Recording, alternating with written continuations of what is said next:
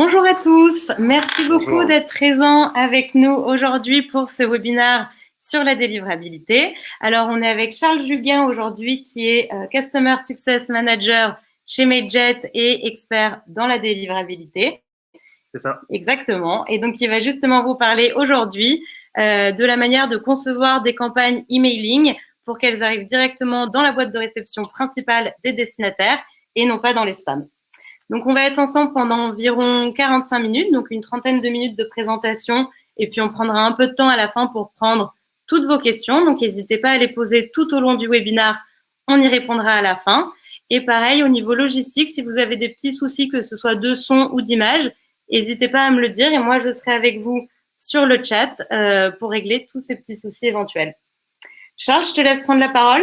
Super, merci beaucoup Julie pour cette introduction. Donc aujourd'hui, le webinaire a pour objectif de vous présenter les bonnes manières de concevoir vos campagnes marketing email afin de faire en sorte qu'elles ne tombent pas dans les spams et qu'elles n'arrivent pas dans la boîte courrier indésirable sur les différents clients de messagerie de vos destinataires. Voilà.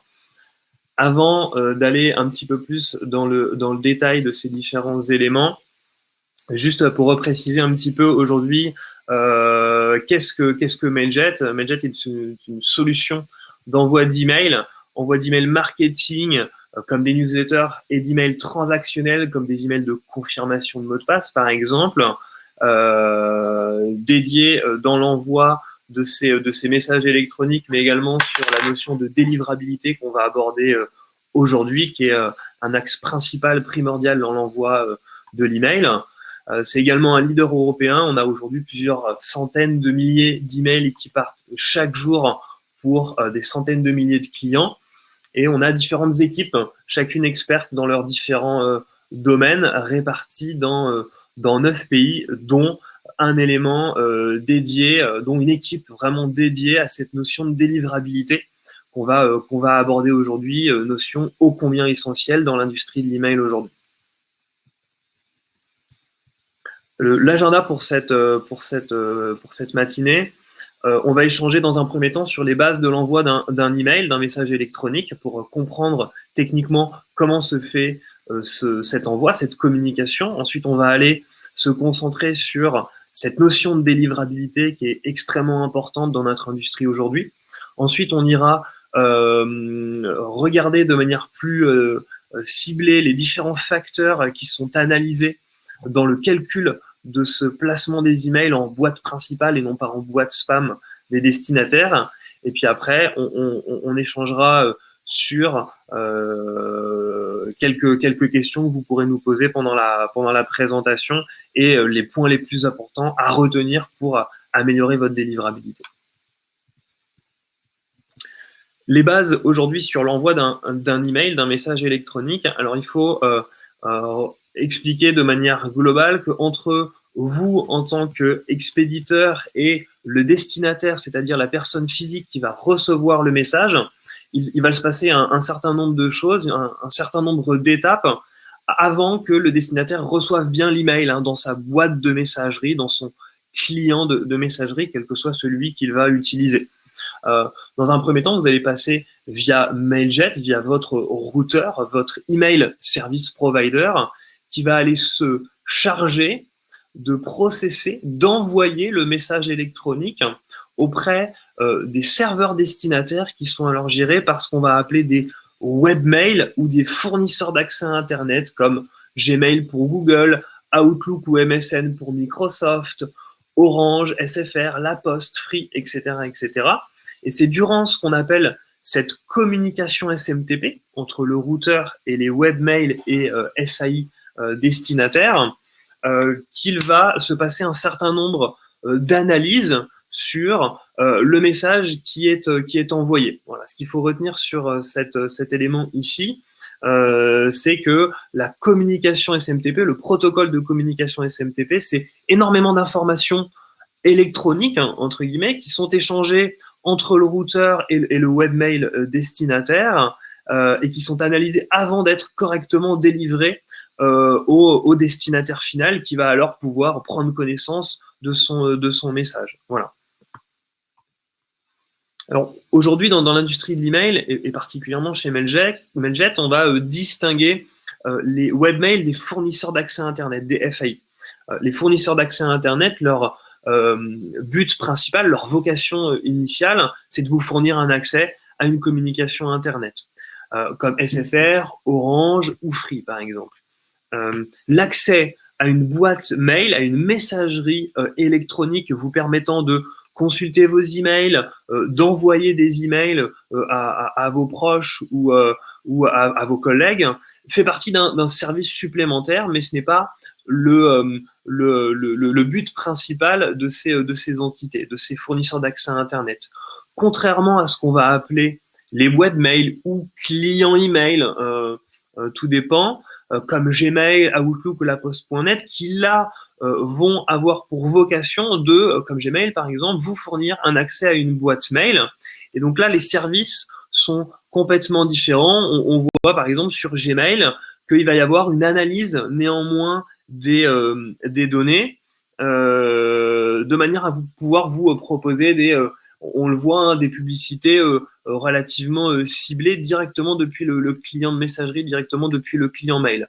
On voit aussi toujours chez Gmail, par exemple, pour Google, différents onglets comme promotion, notification ou réseaux sociaux qui, justifient d'un produit qui est vraiment pensé pour vous aider dans la gestion de vos différents emails que vous recevez. Voilà. Donc, on va vraiment distinguer ces webmails et ces FAI dans l'industrie de l'email, tout en sachant et en gardant en tête que une adresse mail d'un webmail comme gmail.com ou msn.fr par exemple vont avoir une durée de vie beaucoup plus longue qu'une adresse de type free ou orange.fr ou anadou.fr. Voilà, puisqu'on va plus tendance à avoir changé de fournisseur d'accès à Internet que de changer de client de messagerie. Voilà.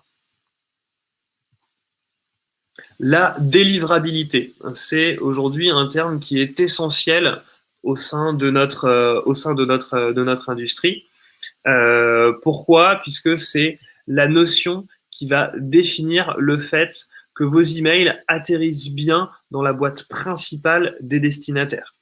À ne pas confondre avec les emails délivrés ou avec le pourcentage d'emails délivrés, qui est totalement différent de la notion de délivrabilité. Si un email est correctement délivré, on estime qu'il est accepté par les serveurs destinataires. En revanche, il peut être accepté dans la boîte spam comme dans la boîte principale. La notion de délivrabilité, c'est bien l'email qui est correctement accepté par les serveurs destinataires, mais qui est placé dans la boîte principale du destinataire. Bien évidemment, on l'attribue soit à un expéditeur particulier ou à une campagne précise, de manière à pouvoir avoir des ratios, des KPI qui puissent être pertinents.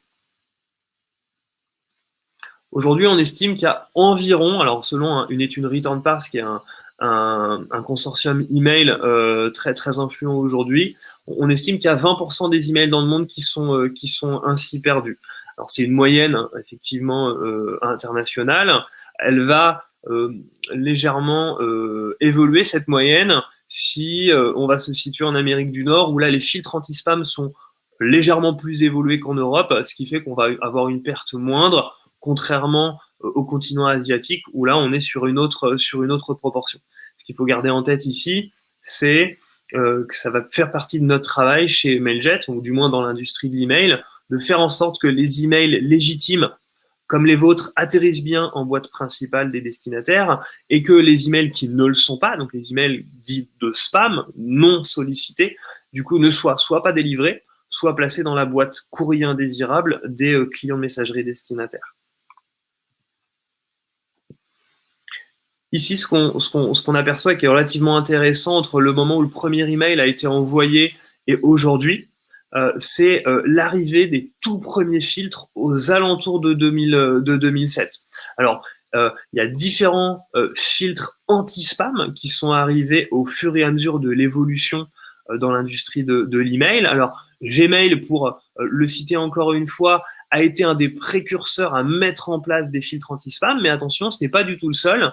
L'ensemble des autres destinations, comme Orange, comme Microsoft ou comme n'importe quel autre serveur destinataire qui pourrait potentiellement être contacté pour recevoir des emails électroniques envoyés par tel ou tel expéditeur, ces serveurs destinataires-là peuvent avoir implémenté des filtres anti-spam de manière à pouvoir détecter si l'email qui est envoyé est un email légitime ou est un email non sollicité. Et auquel cas, c'est le filtre anti-spam de Orange, de Free, de La Poste qui va déterminer si l'email va être accepté ou non. Donc on va comprendre qu'il y a, au fur et à mesure de ce webinaire, différentes règles, différentes solutions qui peuvent être mises en place de manière à ce que ces messages, les messages que vous envoyez, soient bien délivrés en boîte principale. Comment faire en sorte pour que ces emails, effectivement, atterrissent bien en boîte principale et soient bien pris, bien reçus par les destinataires? Entre le moment où le routeur va envoyer le message et le destinataire va le recevoir, il va y avoir un certain nombre de vérifications, un certain nombre d'étapes qu'on va appeler blacklist, whitelist ou greylist, qui sont des procédures qui permettent soit d'accepter, soit de refuser certains types de messages.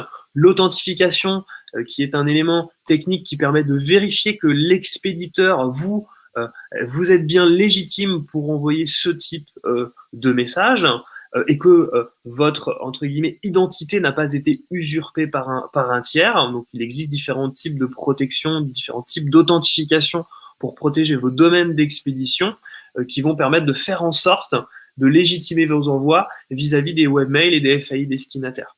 Il y a différents scores également de réputation. Aujourd'hui, il faut savoir qu'en tant qu'expéditeur, vous avez une réputation en tant qu'envoyeur d'email, entre guillemets, et cette réputation va définir si votre message est bien reçu en boîte principale ou en boîte spam. Et enfin, il va y avoir les règles de l'utilisateur. Eh bien, c'est votre destinataire qui, de son côté, peut décider de vous déclarer en tant que spam ou se désabonner, et auquel cas, ça va jouer sur le fait que vos emails soient bien délivrés en boîte principale ou soient malheureusement délivrés en boîte spam. On va désormais aller un petit peu plus dans le détail sur ces facteurs qui sont analysés pour faire en sorte que vos emails soient bien placés en boîte principale. Il en existe beaucoup aujourd'hui, il serait très difficile de les résumer en quelques minutes. Néanmoins, on peut se focaliser sur 4 d'entre eux qu'on estime extrêmement importants, voire quasi principaux. Le premier, c'est la réputation de l'expéditeur, je le disais. En fonction de votre propre réputation, qui est une sorte de score, une sorte de bonne ou de mauvaise note, par exemple, vos emails vont pouvoir être identifiés comme étant légitimes. Le second facteur qui est analysé, c'est la qualité des listes de contacts qui sont utilisées, la façon dont ces listes ont été collectées, par exemple, et également mises à jour, mais aussi le ciblage. Est-ce que vous allez cibler vos contacts de manière très régulière, très fréquente? Est-ce que vous allez cibler ceux qui ouvrent le plus, ceux qui cliquent le plus, ou est-ce que vous envoyez vos emails sans vous soucier de ces différents facteurs? Cet élément-là va jouer dans la notion de délivrabilité. Le troisième facteur, c'est la façon dont vous allez créer le contenu de l'email que vous envoyez. Le nombre d'images que vous allez importer, le poids de votre email, est-ce que vous mettez beaucoup de texte? Ce sont des éléments qui jouent en votre faveur ou votre défaveur quand vous envoyez des messages à vos destinataires. Et le quatrième point qui est également important, c'est la volumétrie quotidienne, journalière, qui est envoyée. Est-ce que c'est à une fréquence régulière? Est-ce que c'est quelque chose que vous envoyez de manière très espacée? Est-ce que vous envoyez de manière très régulière, etc. Ça, ce sont des éléments aussi qui sont analysés par les webmail FAI dans le calcul de votre réputation, donc sur votre délivrabilité. La réputation de l'expéditeur, elle est principalement basée sur 2 éléments, principalement, puisqu'il en existe d'autres, mais ces 2 éléments vont être les adresses IP d'expédition qui vont être utilisées. Aujourd'hui, il existe 2 types d'adresses IP, des adresses IP qui vont être mutualisées, c'est-à-dire partagées avec différents clients Mailjet, et également des adresses IP dédiées. Quand on parle d'adresses IP dédiées, c'est-à-dire que pour un client, on va lui attribuer une ou plusieurs adresses IP, mais qui ne seront pas partagées avec d'autres clients Mailjet. L'objectif ici, il est de conserver une visibilité et un contrôle sur sa propre réputation d'expéditeur et faire en sorte que la éventuelle mauvaise qualité des envois qui vont être faits par d'autres clients Mailjet n'impacte pas votre propre réputation à vous. C'est une solution pour se protéger, entre guillemets, pour protéger sa propre réputation d'expéditeur et s'assurer que les emails soient correctement délivrés. Le deuxième élément, c'est le nom de domaine. Donc, c'est vraiment votre domaine d'envoi, le domaine que vous allez utiliser, donc qui se situe après l'arrobase de votre domaine, de votre adresse d'expédition, pardon. Et ce domaine-là, qui est souvent rattaché au nom de votre entreprise, de votre société, il a une réputation, il a un score, il a une bonne, moyenne ou mauvaise note, et ce score-là est également pris en compte pour le calcul de votre réputation d'expéditeur. Donc, deux éléments, effectivement, à ne pas laisser de côté, l'adresse IP et le nom de domaine, puisque particulièrement important aujourd'hui dans les facteurs qui sont analysés. Aujourd'hui, c'est très simple. Je vous parlais de bonnes ou de mauvaises notes. Aujourd'hui, quand on parle de réputation, on est vraiment sur des indicateurs de couleur où votre réputation est bonne, votre réputation est sur une couleur verte. Principalement, vos emails seront acceptés et atterriront dans la boîte principale, dans l'inbox des destinataires. A contrario, en cas de mauvaise réputation, en cas de score plutôt rouge, eh bien là, à l'inverse, vos emails atterriront en boîte spam des destinataires ou la boîte courrier indésirable, ce qui va bien évidemment jouer sur les taux d'ouverture de vos campagnes marketing. Plus vos emails atterriront en boîte principale, meilleur sera votre taux d'ouverture et votre taux de clic. Si vos emails atterrissent en boîte principale, en boîte spam, pardon, effectivement, là, on va avoir plus tendance à observer une baisse des taux d'ouverture. Sur une réputation moyenne, effectivement, là, on va être un petit peu entre les deux, une partie en boîte spam, une partie en boîte principale. Le deuxième élément, le deuxième facteur qui est analysé, c'est la qualité des listes de contacts. Alors bien évidemment, vous avez collecté les adresses mail de vos contacts destinataires, soit via un widget d'inscription sur votre site web, un formulaire d'inscription, soit via un salon, soit via vos contacts professionnels, vos relations, etc. Il faut savoir que cette collecte-là, elle doit effectivement être effectuée selon certaines pratiques de manière à obtenir des contacts qualifiés avec des adresses email sans faute de frappe, ce qui peut arriver quand on fait des collectes un petit peu comme ça sur un salon, par exemple.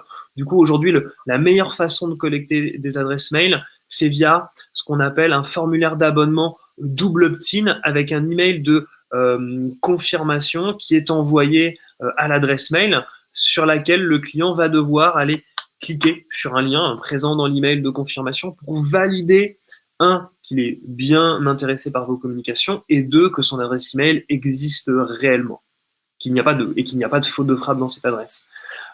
Au-delà de la collecte, maintenir une bonne hygiène de base de données, c'est également essentiel, c'est-à-dire d'aller supprimer de manière régulière les adresses email qui vous sont retournées en tant qu'erreur, c'est-à-dire là, le serveur destinataire vous indique que l'adresse email n'existe pas. Alors, ce sont des statistiques qui sont disponibles depuis votre compte Mailjet, mais également d'aller supprimer ceux qui vous déclarent en tant que spam, ceux qui se désabonnent également de vos communications, de manière à ne solliciter que ceux qui portent un réel intérêt pour vos emails. On le note ici, la qualité des envois, elle a un impact sur votre réputation qui est calculée aujourd'hui, mais également demain. C'est-à-dire que si vous faites un envoi aujourd'hui sur une base non qualifiée, le fait que vous fassiez un envoi beaucoup plus qualifié le lendemain ne va pas signifier que vous allez rebasculer dans une excellente délivrabilité tout de suite. Voilà, c'est quelque chose qui est vraiment calculé tous les jours, au jour le jour, et un impact. Un envoi qui ne serait pas qualitatif le lundi va avoir un impact sur le reste de la semaine. Pourquoi la qualité des listes de contacts est également importante?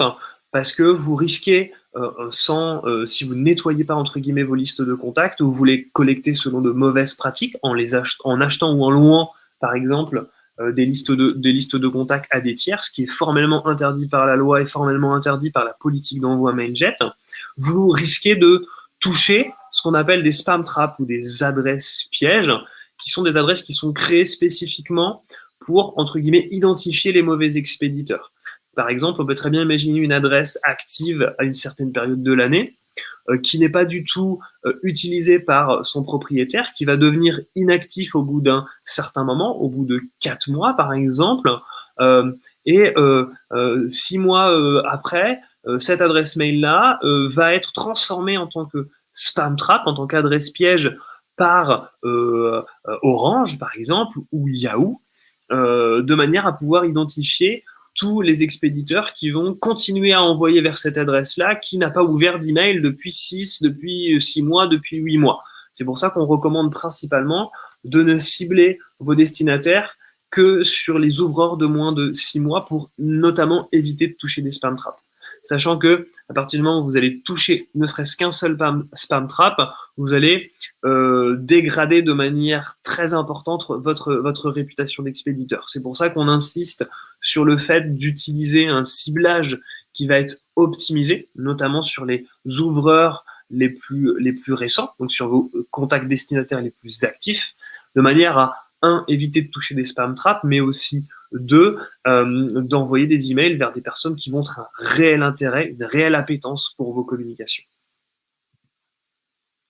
Le troisième élément qui est analysé par les webmail FAI pour le calcul de votre réputation, c'est le contenu du message que vous envoyez. Pourquoi? Parce qu'aujourd'hui, si le contenu ne respecte pas les bonnes pratiques, eh bien, il va pouvoir être catégoriquement refusé par les serveurs de destination. C'est-à-dire que si vous créez un contenu de message qui ressemble trop à un contenu visuel utilisé par certains spammers pour tenter de récupérer des données à des tiers, par exemple, eh bien ça, Orange, par exemple, peut totalement le détecter parce qu'il a ses propres filtres anti-spam qui vont analyser le contenu des messages et il va pouvoir détecter que votre message, malheureusement, comporte trop d'images ou comporte du texte assimilé à du texte utilisé par certains spammers, certains mauvais expéditeurs. Et du coup, Orange va potentiellement, juste sur cette simple raison, décider de refuser d'accepter votre message. Ou alors, il peut l'accepter, c'est le troisième bullet point, va peut-être décider de l'accepter, mais de le placer dans un dossier différent de la boîte principale, comme par exemple la boîte spam. Voilà. Donc, le contenu de votre message doit impérativement être adapté selon des bonnes pratiques afin d'optimiser le placement des emails en boîte principale. Ici, vous avez certains exemples. Alors, c'est très compliqué aujourd'hui de pouvoir, on entend souvent cette question, mais est-ce que vous pouvez nous communiquer la liste des spam words, entre guillemets, des mots qu'il faut vraiment éviter de mettre dans nos contenus de messages? Alors, aujourd'hui, les règles de délivrabilité, elles changent tout le temps. Les systèmes anti-spam et les algorithmes anti-spam des serveurs destinataires, donc de Orange, Gmail, Microsoft, etc., changent de manière très régulière. Donc, c'est impossible que quelqu'un puisse vous dresser une liste nominative, exhaustive, des mots vraiment à éviter. Alors, nous, on sait qu'il y a effectivement un certain vocabulaire spécifique, tout ce qui va toucher à la finance, tout ce qui va toucher au domaine de la pharmacie, des jeux d'argent. La partie imposition est également analysée par les webmails et FAI comme étant des emails non légitimes. Globalement, tout ce qui va être promotion, moins 25%, livraison gratuite, profitez-en, vous n'avez plus beaucoup de temps pour profiter de la dernière offre qui se termine fin de semaine. Vraiment tout ce qui va toucher à du marketing, entre guillemets, légèrement agressif, c'est-à-dire où on va être plus dans un discours promotionnel et moins dans un discours relationnel ou de conseil. Ça, ce sont des éléments qui vont être analysés par les webmail FAI qui peuvent potentiellement vous desservir dans le calcul de votre réputation. Alors attention, ce n'est pas parce que vous mettez promotion et produit à moins 30% cette semaine dans votre email que forcément il atterrira en boîte spam. Il faut simplement trouver un bon juste milieu avec l'ensemble des facteurs qu'on est en train d'aborder ce matin pour éviter d'avoir un contenu de mail qui soit 100% centré sur un contenu promotionnel avec du gratuit, du moins 20%, du réduction, etc., etc. Il y a certains caractères spéciaux qui sont à éviter, hein, comme le pourcentage, comme le signe euro, dollar, etc., etc. Et enfin, on voit trop d'emails refusés en boîte principale parce que l'ensemble des titres ou quasiment tout le contenu du message est écrit en lettres majuscules. Donc à éviter également. Je rajoute également que le ratio texte-image est aussi un des points extrêmement importants. Aujourd'hui, la meilleure pratique du ratio texte-image, c'est 70% de texte, 30% d'image. Alors ça peut paraître exagéré, néanmoins, en respectant cette bonne pratique, vous vous assurez de ne pas alerter les filtres anti-spam des serveurs destinataires. Si c'est effectivement quelque chose de compliqué, on va vous recommander d'éviter de mettre des grandes images qui vont être lourdes et vont alourdir le message, le poids de votre message global, d'alterner des images avec du texte, privilégier un objet d'email qui soit relativement court. 35 caractères, c'est bien. Au-delà de 50, on va alerter les filtres anti-spam destinataires. Et enfin, le lien de désinscription, hein, qui est analysé par les webmail FAI destinataires et qui est obligatoire pour tout envoi d'email marketing, tout envoi d'email en masse.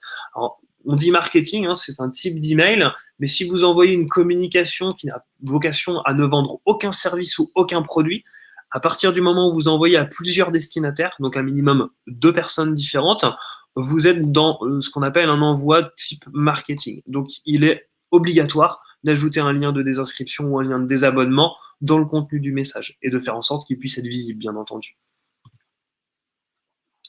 Toujours dans le contenu, il doit effectivement, on l'a vu, hein, être adapté pour respecter les filtres anti-spam. Hein, donc, c'est les 2 slides précédentes qu'on a vues ensemble. À cela, on va ajouter la notion de responsive design pour faire en sorte que l'email puisse être correctement, visuellement correct, hein, puisse s'afficher de manière correcte, quel que soit le comportement d'ouverture de la part du destinataire. C'est-à-dire qu'il ouvre son email depuis un mobile comme depuis son ordinateur, qu'il le consulte depuis une messagerie Google, Microsoft, Orange, SFR Free ou La Poste, ou qu'il visionne la version en ligne depuis Google Chrome, Mozilla, Firefox, Safari, ou quel que puisse être un autre navigateur Internet à sa disposition. Cette partie-là est extrêmement importante, tout comme le fait de, si le contenu est créé en HTML, bah, que ce contenu-là respecte les normes en vigueur qui sont aujourd'hui bien définies par des cahiers des charges qui sont disponibles publiquement.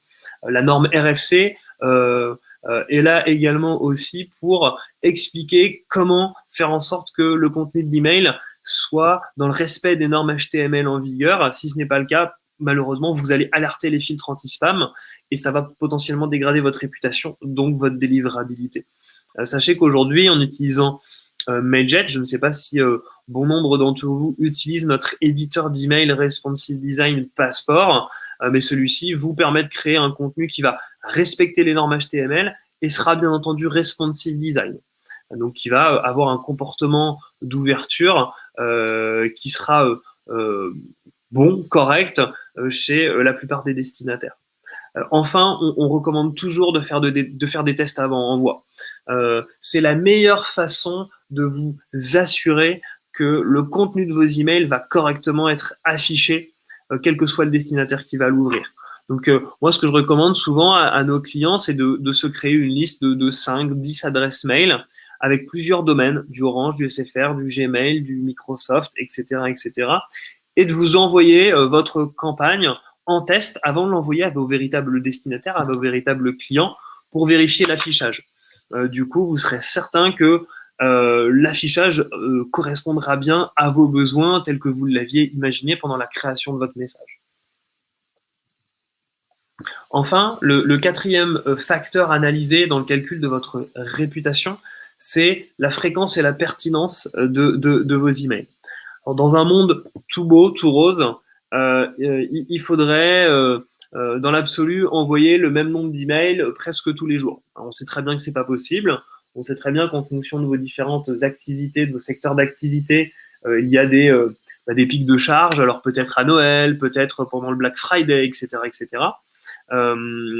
Mais de manière à éviter d'adopter un comportement de spammeur, on l'a vu avec le contenu des messages, hein, pourquoi on fait toutes ces recommandations, c'est pour ne pas alerter les filtres anti-spam et ne pas adopter un comportement de spammeur. Et bien sur la fréquence des envois et la volumétrie des envois, c'est à peu près pareil. On sait qu'aujourd'hui, les spammers vont aller envoyer un nombre très important d'emails sur une très courte période, et puis ensuite rien pendant une semaine, 2 semaines, 1 mois, 2 mois, et ensuite, hop, juste après, faire un autre envoi sur un pic de volume très important. Voilà. L'objectif ici, il est de conseiller nos clients pour qu'ils puissent éviter d'adopter ce type de comportement qui sera également analysé par les destinataires, par les webmails, les serveurs destinataires, webmail et FAI destinataires, dans le calcul de la réputation. Alors, il y a toujours, on le voit à l'écran, le début d'une période de préchauffe. Alors ça, c'est principalement pour les clients qui bénéficient d'une adresse IP dédiée, qui vont avoir besoin de préchauffer cette adresse IP dédiée, qui sera donc dite froide au début de son utilisation. Et une fois qu'elle sera préchauffée, les envois pourront être effectués de manière plus disparate, plus disproportionnée, avec des gaps, avec des différences de volume plus importantes. Mais de manière générale, ce qu'il faut retenir ici, c'est que il vaut mieux étaler vos envois sur plusieurs jours de manière à avoir des envois qui soient le plus réguliers, le plus constant possible, c'est-à-dire adopter un pattern d'envoi qui soit relativement régulier, de manière à éviter d'alerter les serveurs anti-spam, les filtres anti-spam des serveurs destinataires. Alors bien évidemment, on est aussi là chez Mailjet pour accompagner nos clients qui seraient sur une adresse IP dédiée, voire sur un pool d'adresses IP mutualisées, pour, entre guillemets, là, on est plus sur du cas par cas en fonction du planning d'envoi de nos clients pour conseiller sur la meilleure pratique à adopter en cas d'écart de volume trop important tout au long de l'année. Voilà. Ce qu'il faut retenir sur ce webinaire, avant de passer effectivement à la réponse à vos questions, c'est principalement que pour améliorer la délivrabilité de vos envois, donc faire en sorte que vos emails ne tombent pas dans le dossier spam des serveurs destinataires, c'est de respecter les 5 points qui sont listés à l'écran, puisqu'ils sont tous liés les uns par rapport aux autres. On a parlé de la qualité des listes de contacts et du ciblage qui est primordial. Aujourd'hui, vous avez beau respecter l'ensemble des prérequis, l'ensemble des éléments qui vous sont recommandés. Si aujourd'hui vous utilisez une liste que vous venez d'acheter ou louer, ou que vous ne ciblez pas vos bons destinataires, ça va avoir un impact direct sur la qualité de vos envois. On l'a vu juste avant, la fréquence et la pertinence des emails est effectivement très importante. Du coup, évitez d'avoir des volumes, des différences de volume d'envoi d'un jour à l'autre qui soient trop importantes également. Le contenu et l'aspect du message est également très important. Évitez d'avoir de trop grosses images, essayez de respecter un ratio texte-image de l'ordre de 70-30 si c'est pas possible. Réduisez la taille des images, ne mettez pas des images en haute définition. Aujourd'hui, ça n'a aucun intérêt. On est à plus d'un email sur 2 ouvert depuis un mobile. Le mobile, il n'est pas très grand, que vous ayez une image en 4K ou que vous ayez une image en basse définition. Clairement, on ne voit pas réellement la différence, sachant qu'une image avec une haute définition va alourdir le poids de votre message, surtout si vous en mettez plusieurs. La réputation de l'expéditeur, qui est effectivement calculée au quotidien, au jour le jour, et également qui est monitorée côté Mailjet. Donc aujourd'hui, effectivement, pour que vous puissiez avoir une visibilité sur votre réputation d'expéditeur, ça va passer par un accompagnement spécifique par des équipes dédiées, notamment chez Mailjet, pour lesquels on a à notre disposition un certain nombre d'outils qui nous permettent d'évaluer la réputation d'un expéditeur qui enverrait ses emails depuis l'infrastructure Mailjet. Et enfin, on n'en a pas encore parlé, l'élément du haut, la configuration technique. Il faut savoir aujourd'hui que pour envoyer des emails, il y a un certain nombre de bonnes pratiques technique, parce que l'email reste un environnement, voilà, un environnement digital, un environnement complexe. Il y a certains paramètres qu'on recommande à nos clients de mettre en place sur leur compte Mailjet pour faire en sorte que leurs emails soient délivrés dans les meilleures conditions. Là, on parle d'authentification SPF et DKIM du domaine d'envoi, par exemple. On parle de personnalisation du domaine de tracking qui permet d'aller vérifier quel lien a été cliqué par quel destinataire et qui sont des éléments qui sont disponibles sur la partie statistique de votre compte Mailjet, etc., etc. Donc, il y a un ensemble de configurations techniques qu'on recommande à nos clients, sur lesquelles on apporte notre expertise, de manière à pouvoir, encore une fois, optimiser la délivrabilité des envois qui sont effectués vers vos destinataires, vers vos clients. Donc l'ensemble de ces 5 éléments sont très importants et sont à retenir, entre guillemets, s'il faut garder une image en tête de ce sur quoi on a pu échanger ce matin.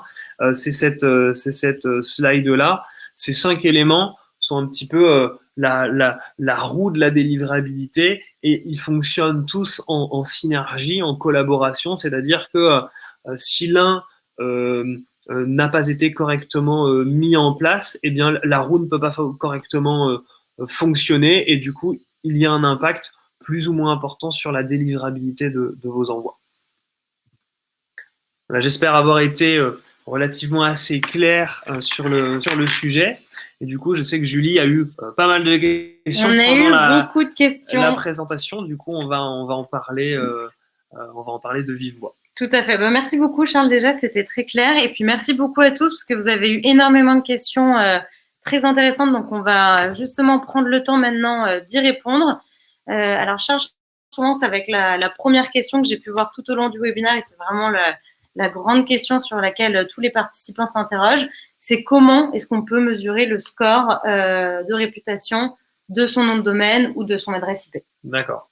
Alors, sur la partie, tout ce qui va être lié à la réputation et aux notions de score de réputation, nous, on a à notre disposition différents outils qui nous permettent d'avoir une visibilité sur cette réputation, d'avoir une visibilité sur ce score. Sur le domaine, il existe des outils disponibles publiquement qui vont vous permettre de déjà savoir dans un premier temps si votre domaine bénéficie d'un bon score, bénéficie d'une bonne réputation. Donc, il existe des outils disponibles publiquement sur Internet pour récupérer cette information-là. Sur l'adresse IP dédiée, donc qui est liée, on l'a vu, avec le domaine d'envoi, cette partie-là est plus monitorée par nos équipes délivrabilité chez Mailjet. Pourquoi ? Parce que si les adresses IP d'envoi, qu'elles soient mutualisées ou dédiées, qui sont ajoutées sur le compte de nos clients, ça reste des adresses IP qui sont propriétaires de Mailjet, sur lesquelles Mailjet va avoir une visibilité sur leur réputation via différents outils. Aujourd'hui, on utilise plein d'outils en interne qui nous permettent de vérifier si une adresse IP a une bonne réputation chez Microsoft, chez Gmail. Est-ce que les domaines d'envoi touchent des spam traps? Si oui, quel type de spam trap, à quelle fréquence, sur quel objet de campagne? On a un outil qui nous permet de monitorer cette partie-là. Et ce sont des éléments qu'on peut mettre à disposition de certains de nos clients qui ont ce besoin d'avoir cette visibilité sur la réputation de leur adresse IP. Voilà. Alors, dans ce type de cas, on est plus sur des expéditeurs qui vont avoir un certain volume d'envoi, c'est-à-dire qu'il n'y a pas de pertinence à être sur des adresses IP dédiées pour protéger sa réputation, avoir une visibilité dessus et bénéficier de rapports qu'on communique à une partie de nos clients. Si le volume est trop faible, c'est-à-dire que pour des clients qui vont envoyer 200 emails par jour, eh bien là, une adresse IP dédiée n'est pas pertinente. On sera un peu en sous-régime par rapport à la capacité d'une adresse IP dédiée qui a pour vocation d'envoyer plusieurs milliers d'emails par jour. À l'inverse, si vous envoyez plusieurs dizaines de milliers, voire plusieurs centaines, peut-être, je ne sais pas, centaines de milliers d'emails par jour, là, au contraire, l'adresse IP dédiée sera plus que recommandée. Et si vous avez un besoin de visibilité sur ces indicateurs, on a effectivement des outils qui nous permettent de récupérer ces éléments et via des rapports, les communiquer à nos clients qui ont ce besoin de délivrabilité. Ok, c'est très clair. On a une autre question de Sébastien qui nous demande quel est l'impact d'une pièce jointe sur la délivrabilité d'un email. Alors, l'impact, il sera uniquement sur si cette pièce jointe est trop lourde. Sébastien, ça va alourdir votre message et du coup, on l'a vu, un message trop lourd va alerter les filtres anti-spam. Après, il n'y a aucune contre-indication à ajouter une pièce jointe dans un email. On envoie les emails de certains de nos clients avec des pièces jointes, par exemple, notamment des tickets de caisse dématérialisés. Ils envoient toujours un message de type transactionnel. Veuillez trouver ci-joint votre facture suite à votre passage en point de vente, etc., etc. Merci pour votre confiance. En pièce jointe, le ticket de caisse dématérialisé. Voilà. Donc, il n'y a pas d'impact. Le seul impact serait sur, effectivement, si la pièce jointe est trop lourde ou trop longue sur le poids du message, mais il n'y a pas du tout de contre-indication et d'impact significatif sur la délivrabilité. On a Isabelle qui s'inquiète un peu parce qu'elle, dans sa newsletter, elle est un peu obligée de mettre des images par rapport à son activité. Ouais. Comment est-ce que du coup les utilisateurs peuvent gérer un peu cette contrainte pour quand même pouvoir insérer des images dans leurs emails sans que ça apporte trop de préjudice à leur délivrabilité? Alors c'est une très très bonne question, Isabelle. C'est vrai que c'est très difficile. On comprend aujourd'hui que voilà, en fonction de vos différentes activités, il y a besoin de mettre en avant des produits et via un texte, c'est beaucoup plus compliqué que via une image. Voilà. Néanmoins, c'est pas que le contenu qui est analysé. On a vu il y a plein d'éléments qui sont analysés, mais le contenu est quand même un élément très important. Donc, si vous voyez qu'une bonne partie de vos emails n'atterrissent pas en boîte principale, si vos destinataires le remontent ou si dans les tests que vous faisiez, vos emails arrivent dans la boîte spam, c'est très probablement en raison du fait que vous ayez beaucoup d'images. Donc, la recommandation, c'est essayer dans la mesure du possible de réduire ce ratio texte-image le plus possible, réduire éventuellement la taille des images, ajouter plus de texte. Vous avez une image qui met en avant un produit, juste en dessous, mettez un petit paragraphe, 3-4 lignes, qui va décrire un petit peu le produit plutôt que de simplement mettre une image. Ce qu'on voit aussi, généralement, Julie, je pense de partager un petit peu mon expérience. Des fois, on a une image avec, dans cette image-là, on a une photo et juste en dessous, on a du texte, mais qui font partie d'une seule et même image. Du coup, c'est dommage. Là, l'intérêt serait plutôt de rogner votre image sur uniquement la photo, pardon, et le texte, vous le supprimez et vous le tapez. C'est-à-dire que vous écrivez le texte en format texte et pas en format image. Ça aussi, c'est quelque chose qui peut, on le voit souvent chez certains de nos clients qui veulent un petit peu réduire ce ratio-là. Et le fait de réduire la taille des images et le texte dans les images, le mettre sous format texte et pas sous format image, ça permet un petit peu de tricher ou en tout cas de se rapprocher plus du 70-30 que du 50-50. Ouais, voilà. C'est une très bonne astuce. On a une autre question de Stéphane. Tu nous parlais tout à l'heure de la fréquence des envois. Lui, il a plusieurs comptes. Du coup, comment est-ce que ça se passe quand on a plusieurs comptes? Est-ce que la fréquence, elle est par compte utilisateur ou par adresse IP ou voilà, comment est-ce que ça se passe sur cette fréquence d'envoi quand on a plusieurs comptes? Alors moi, j'aurais aimé qu'on puisse discuter ensemble du coup pour comprendre pourquoi vous avez plusieurs comptes, ce qui peut être un petit peu dommage, mais après c'est peut-être en fonction de différentes activités. Mais dans la mesure du possible, si vous pouvez tout regrouper sous un compte, je pense que ça sera plus simple en termes de gestion pour vous. Après, les deux sont analysés. L'expéditeur, sous-entendu le domaine, et le ou les adresses IP qui sont utilisées. Donc effectivement, si vous envoyez à des fréquences non régulières, ça sera analysé du point de vue de votre domaine. Si vous êtes sur un plan de type bronze ou silver, etc., là, normalement, vous êtes sur adresse IP mutualisée. Donc, c'est des adresses IP qui sont mutualisées avec d'autres clients.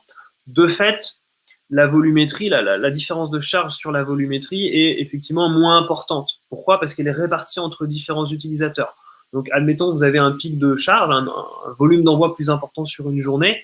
Oui, ok, très bien. Alors, ça peut jouer sur le calcul de la réputation de votre domaine d'envoi, mais en tout cas, pas sur les adresses IP mutualisées qui sont utilisées parce le volume sera réparti sur différents clients. Là, on s'adresse plus à des expéditeurs qui seront sur adresse IP dédiée. Et là, l'impact de volume, la différence de volume peut avoir un impact particulièrement important. Après, tout dépend aussi dans quelle proportion. Si vous passez de 0 à 100 000, effectivement, c'est très important. Si vous passez de 300 à 350, là, on est sur un effet quasi nul. Voilà. Donc, toute proportion gardée, l'impact va effectivement être différent. Alors, on a également plusieurs questions sur les statistiques. On a des participants qui essayent de se positionner sur leur taux d'ouverture, leur taux de clic et aussi leur taux de délivrabilité. Ouais. Donc, sur le taux d'ouverture et de clic, je vous enverrai un article de blog qu'on a justement rédigé là-dessus pour un peu identifier comment on se positionne, si les taux qu'on a sont bons ou non. Parfois, on peut se dire qu'ils sont pas bons et en fait, c'est un très, très bon score dans le monde de l'emailing. En termes de taux de délivrabilité, est-ce que toi, tu as un bon taux de délivrabilité à communiquer à nos participants? Alors, sur le taux qu'on va plutôt définir comme les emails délivrés, c'est-à-dire acceptés en boîte principale, par les serveurs destinataires, mauvais lapsus.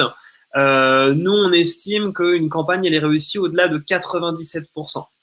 C'est-à-dire que vous pouvez vous connecter sur votre compte Mailjet et si votre pourcentage d'emails délivrés est inférieur à 97%, nous, on estime de notre côté qu'il y a effectivement peut-être des choses à revoir. Entre 97 et 99,9%, vous êtes effectivement dans la norme.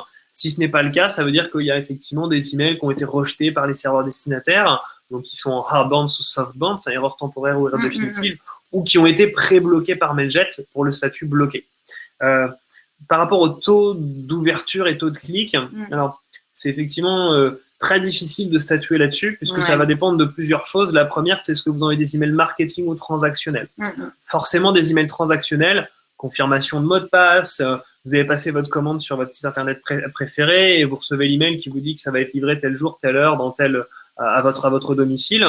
Là, ce sont des emails qui sont attendus, donc forcément, on va avoir des taux d'ouverture bien plus importants que des emails marketing, où là, on est soit dans une communication promotionnelle, institutionnelle, informelle, etc. etc. Donc ça, c'est une notion qui va jouer, le type d'email que vous envoyez. Et ensuite, ça va jouer en fonction de votre ciblage. On l'a vu, hein, plus vous allez cibler vos contacts destinataires actifs, c'est-à-dire qui ont ouvert et ou cliqué un email dans les 3, 4, 5, 6 derniers mois, plus vous allez avoir un taux d'ouverture important. Si vous utilisez une liste de contacts qui a été collectée dans les 12 ou 24 derniers mois, sans vous soucier de qui a ouvert, qui a cliqué, est-ce qu'il y a des emails qui ont été retournés en hardbound, softbound, déclarés en tant que spam, qui se sont désabonnés, c'est sûr que vous n'aurez pas le même taux d'email ouvert que votre collègue qui, lui, va cibler les actifs de moins de 3 mois, etc., etc. Alors oui, il va envoyer moins d'emails, moins de volume, mais beaucoup plus qualitatif, beaucoup plus ciblé. Et là, le ratio, le pourcentage de taux d'ouverture sera forcément beaucoup plus important. Et ça va aussi se jouer, donc ça se joue sur le ciblage, mais ça va aussi se jouer sur votre industrie.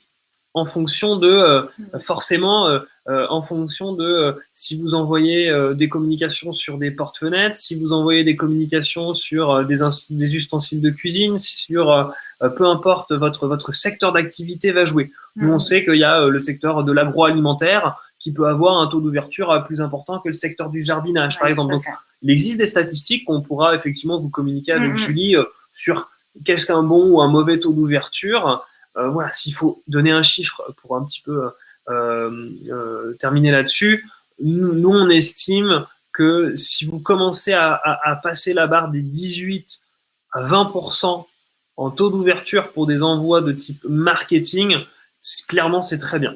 Clairement, c'est très bien. Après, ça va dépendre de votre secteur d'activité. Ça va dépendre aussi de la période à laquelle vous envoyez des emails. N'hésitez pas à faire des tests, envoyer le matin, le midi, le soir, le week-end, en semaine, et regardez quand vos destinataires ouvrent le plus. Voilà. Mais s'il faut donner un chiffre, dites-vous que si vous êtes au-dessus de 18% de taux d'ouverture, c'est effectivement un très bon indicateur. Vérifiez bien que ces taux d'ouverture-là soient également corrects chez l'ensemble des destinations, c'est-à-dire chez Microsoft, La Poste, SFR, Gmail, qui sont des indicateurs que vous pouvez récupérer depuis votre compte Mailjet, que l'ensemble de ces indicateurs soient bons chez toutes les destinations et ne pas juste se focaliser sur le taux d'ouverture global. Oui, tout à fait. Et tu as dit quelque chose qui est très vrai, et c'est un peu un changement de paradigme que les entreprises doivent avoir. Parce qu'aujourd'hui, ce qui est important, c'est pas d'avoir des bases de données importantes avec beaucoup de personnes, mais c'est des bases de données qui sont qualifiées avec des gens qui sont vraiment en attente de votre contenu. Et ça, avec toute la réglementation en plus qui vient d'être mise en place ces derniers mois, c'est vraiment quelque chose de très important. On ne parle même pas de RGPD, etc., parce que pour nous, c'est un sujet qui va de sens dans notre industrie. Mais le plus vous allez envoyer vers des destinataires qui ont demandé à recevoir vos communications, le plus vous aurez une bonne délivrabilité, des bons taux d'ouverture, des bons retours, une bonne réputation d'expéditeur. Tout à fait. Alors, on a déjà un petit peu dépassé. Alors, ce que je te propose, c'est peut-être de prendre une dernière question en live. Et de toute façon, s'il y a des questions auxquelles on n'a pas répondu, ne vous inquiétez pas. On les a toutes sous les yeux, donc on y répondra par email. Et si vous avez d'autres questions, n'hésitez pas à nous contacter à contact@mailjet.com et on reprend de toute façon toutes vos questions au quotidien. Et une dernière chose, parce que j'ai beaucoup eu cette question, oui, vous pourrez revoir le replay de ce webinaire et revoir la présentation. Alors Charles, du coup, une dernière question. Est-ce que l'adresse email avec laquelle on envoie les emails a un impact, que ce soit communication @x.fr ou prénom @x.fr? Et donc, c'est une question de Caroline. Et moi, ce que je rajouterais même, c'est est-ce que d'avoir une adresse Gmail ou une adresse professionnelle, comment est-ce que ça impacte la délivrabilité? Ok, c'est une très très bonne question et très bonne remarque. Du coup, tu me compliques la tâche. Non, je plaisante. Alors, du coup, alors effectivement, ça a un impact. Alors, pas l'adresse en tant que telle, mais du coup, le domaine que cette adresse-là utilise. Puisque vous envoyez avec communication@monentreprise.fr, et bien du coup, le domaine monentreprise.fr, c'est ce domaine-là qui est votre domaine d'expédition et qui est utilisé pour envoyer les emails. Donc, oui, il y a un impact parce que c'est ce domaine-là qui va être analysé et s'il a une bonne réputation, bah, du coup, ça va optimiser vos envois et s'il a une mauvaise réputation, malheureusement, ça va vous dégrader. Qu'est-ce qui est important de garder en tête autour de cette adresse et ce domaine d'envoi-là? Le premier élément, c'est que votre domaine d'envoi doit être lié à un site web existant, au site web de votre entreprise, par exemple. Pourquoi?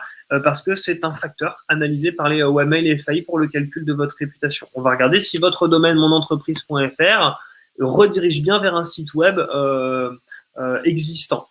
Ça, c'est un premier point. Le deuxième point, c'est nous, on va vous recommander d'éviter des adresses d'envoi de type no reply at ou ne pas répondre at. L'exemple que je donne souvent qui fait sourire, c'est les impôts. On a tous reçu cet email-là avec le ne pas répondre arrobase, le domaine des impôts que j'ai oublié. C'est une mauvaise pratique. Évitez, gardez en tête que l'email, c'est une communication. Une communication, c'est dans les deux sens. Si votre destinataire veut vous répondre, il faut lui en donner la possibilité. Alors, on peut mettre une adresse de réponse différente de l'adresse d'expédition, c'est possible, et c'est pas une mauvaise pratique, au contraire, nous on le propose depuis notre plateforme, mais vraiment éviter de mettre une adresse no reply, ne pas répondre. On a un article dessus. N'hésitez pas aussi à vous inscrire à la newsletter Mailjet sans faire aucune promotion dessus, mais il y a très souvent des articles sur à consulter notre blog directement, différents articles qui sont régulièrement mis à jour et mis en ligne via notre équipe marketing pour tenir au courant l'ensemble de la communauté email des bonnes pratiques à adopter et notamment sur les adresses d'envoi.